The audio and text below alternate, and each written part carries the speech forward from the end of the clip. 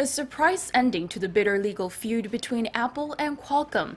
The two companies have agreed to settle all ongoing lawsuits against each other, and they also reached a global patent licensing agreement, Seung-jae reports.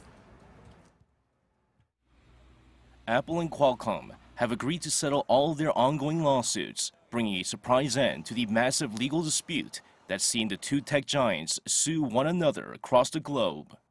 As part of the settlement, Apple will pay Qualcomm an undisclosed amount, while the two have also reached a 6-year global patent licensing agreement, which may be extended for another 2 years.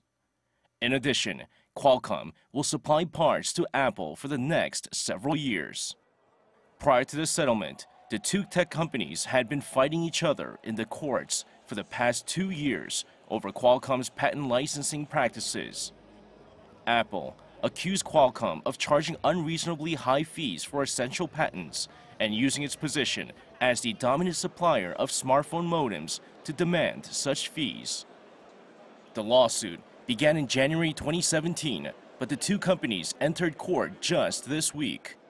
In an even more surprising development, news of the settlement came while the two sides were still reading their opening arguments.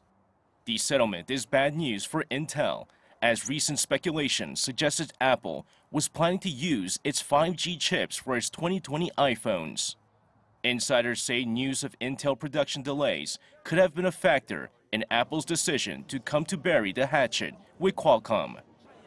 Seung-jae, Arirang News.